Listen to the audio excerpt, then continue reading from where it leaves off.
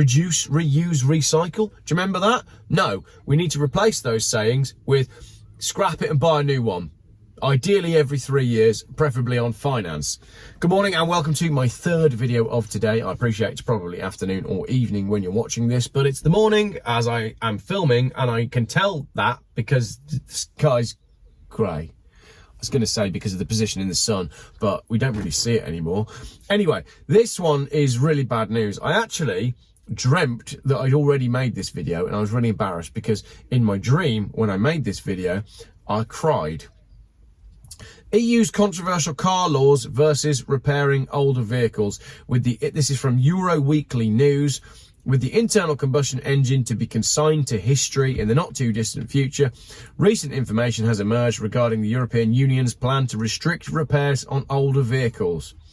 If any of this gets anywhere near to going through, I'm done. Seriously. The proposal, originating from the European Commission and is yet to be ratified, aims to phase out older, more polluting vehicles in favour of environmentally friendly options.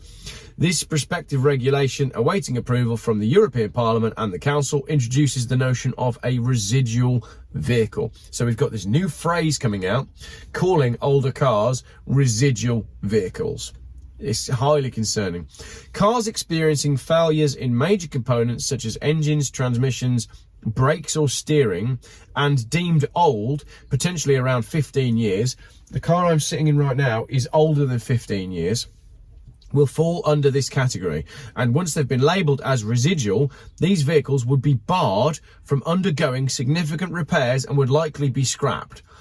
For the last 18 months, I've been making videos trying to warn people that the goal is to remove cars from the road. They don't want you in your car, and they absolutely don't want you in a car that you can afford and that you can maintain yourself. This is getting worse. So this is part of the Fit for 55 initiative. The EU's ambitious Fit for 55 programme seeks to eliminate direct transport emissions by 2050, with interim goals including a 55% reduction by 2030 from 1990 levels. How are they going to reduce the emissions from transport to 1990 levels when we have the population growth as it is? The only answer that you can come up with is that they're going to get rid of a lot of the people and therefore a lot of the cars. A significant step in this journey is the 2035 ban on new combustion engine cars, excluding vehicles operating on potential future synthetic fuels. However, the reality presents challenges as the uptake of low or zero emission vehicles in the EU lags behind expectations, varying significantly across member states. Spain, for example, now has an average vehicle age exceeding 14 years, with over 47% of the vehicles older than 15 years. Well done, Spain. You're making do and mending. Make do and mend. Do you remember that? Reduce, reuse, recycle. Do you remember that? No, we need to replace those sayings with scrap it and buy a new one. Ideally every 3 years, preferably on finance. Such trends are not confined to southern European countries or those with lower incomes.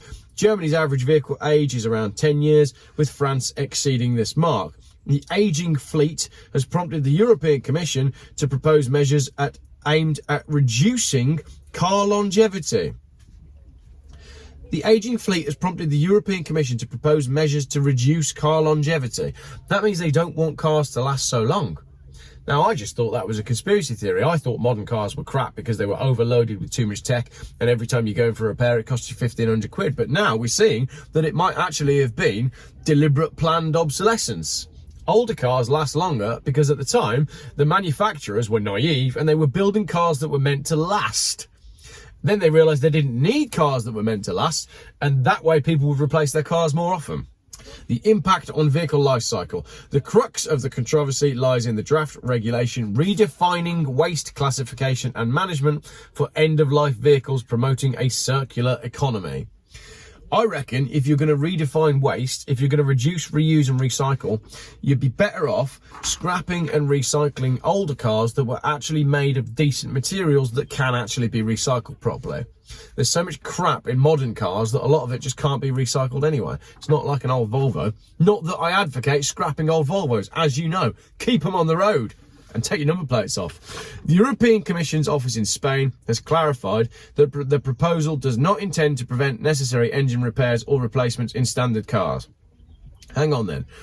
It's clarified the proposal does not intend to prevent necessary engine repairs or replacements in standard cars. So it's not going to prevent engine repairs or replacements.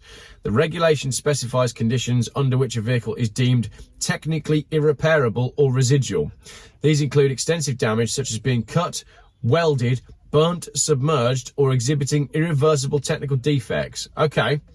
So as we go further on, it seems to be saying that this is talking about cars that have been damaged, such as being cut, welded, or burnt. Okay, so that's a car that's caught fire or a car that's been in a flood, but the cut and welded bit I'm confused by, because that doesn't happen accidentally. I think somewhere in the background here, they're saying if your car needs welding, that's it. You're banned from repairing it. The other hilarious bit that I've got to talk about there is the conditions under which a vehicle is deemed technically irreparable or residual. So they're saying that older cars can become technically irreparable.